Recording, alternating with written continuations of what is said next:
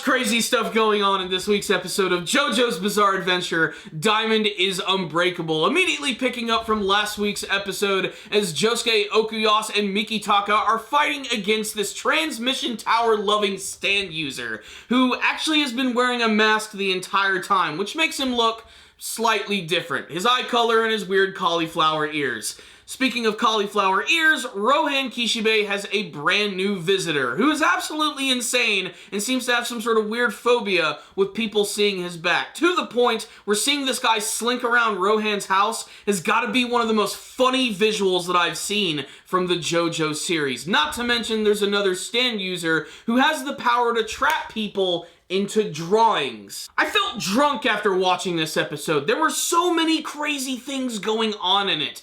And the whole thing with Josuke and their friends fighting against Toyohiro and his transmission tower were just okay in my humble opinion. I really wasn't all that excited over this battle, and it was pretty predictable how it was going to end. That being said, there were a lot of really funny moments with Josuke having to dodge Toyohiro's attack and barely falling off this tower, having to avoid him getting spit on as well. There's a lot of funny visuals, and I absolutely love the color scheme of that action scene. If there's one thing that I think the JoJo series does right, it's its colors. They always manage to just completely warp them and change them into something different when something drastic or something action-packed is going on, and it just changes the tone of everything. Sometimes it's for the better, sometimes it's for the worse. I think in this episode it's for the better, and it added so much more to an action scene, which is otherwise just okay in my opinion. As Toyohiro reveals that he's been wearing a mask the entire time to reveal that he looks kind of the same, just with slightly different features. And of course, Josuke ends up using his own powers against him,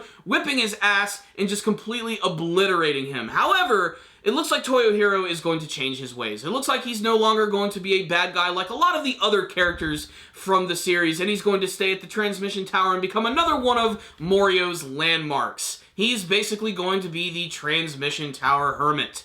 Meanwhile, on the other side of town, we have Rohan Kishibe, who's dealing with this architect who's going to supposedly help him fix his house. But there's something weird about this guy. Apparently, this guy is not even a stand user, because Rohan Kishibe used his stand powers on him and actually read through his entire files. Didn't see anything about a stand. However, he does have this weird quirk where he cannot allow anyone to see his back. I'm imagining this has got to have something to do with this guy's stand power or whatever the hell it is. Because remember, we've had vampires, we've had aliens, we might as well have something weird and crazy right here too. I mean, I'm still ready to get back to the whole storyline with the whole cat that transformed into a flower, but that's beside the point. The funny thing about this character is watching him sneak around the house, where he's constantly putting his back up against the wall or slinking through a doorway, making sure that Rohan can't see him. And by the end of the episode, Rohan can't take it anymore. He has to see this guy's back, and he tries to trick him into doing that by having him scratch his back, but we never get the final follow-up on any of that. I cannot wait to see how this is all going to go down.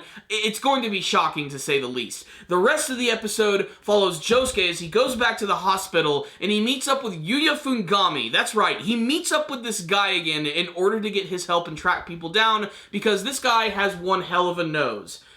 I guess it's because he's healed himself so much, but again, it's another one of those strange situations from Diamond is Unbreakable where a villain ends up becoming an ally, even though the fact that Yuya himself doesn't really want to help out Josuke that much and doesn't want to get involved with a battle as well, especially when they run into that one mysterious stand user at the end of the episode that could trap people in paper. He actually ends up stealing Josuke's mother and giving her right back to him at the end of the episode, albeit probably not in like the best condition.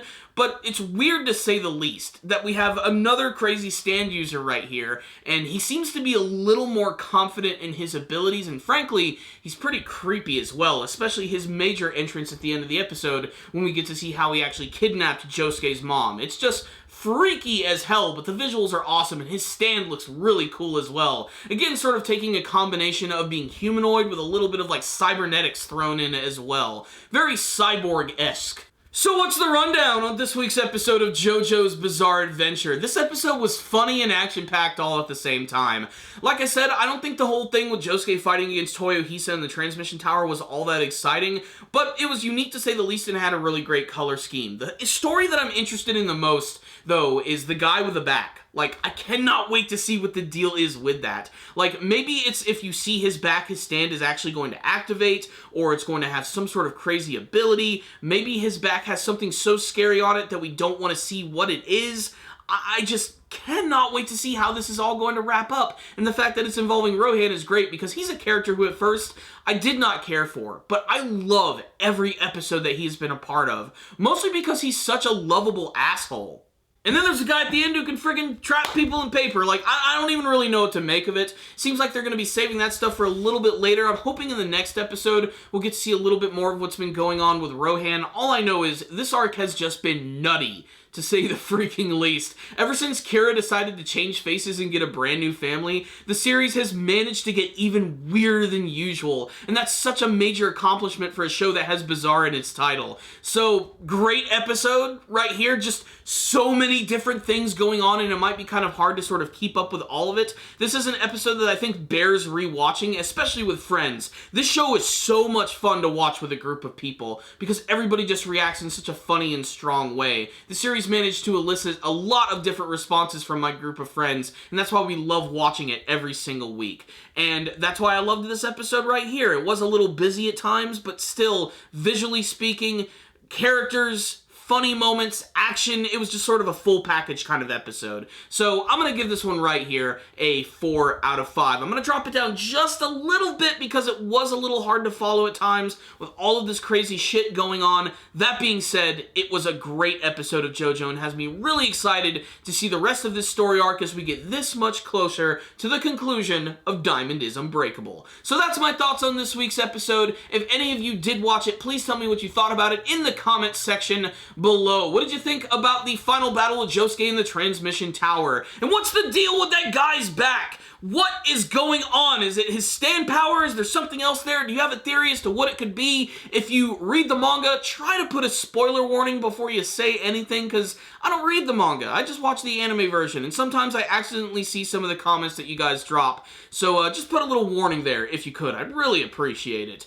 And otherwise, just make sure to tell me what you thought about this episode, what you hope to see from the rest of Diamond is Unbreakable. Thank you guys so much for watching this review. I really appreciate it. Make sure to like the video if you liked this video, subscribe to the channel, and leave me a comment or two. Thank you guys again for watching, and as always, stay dandy, baby.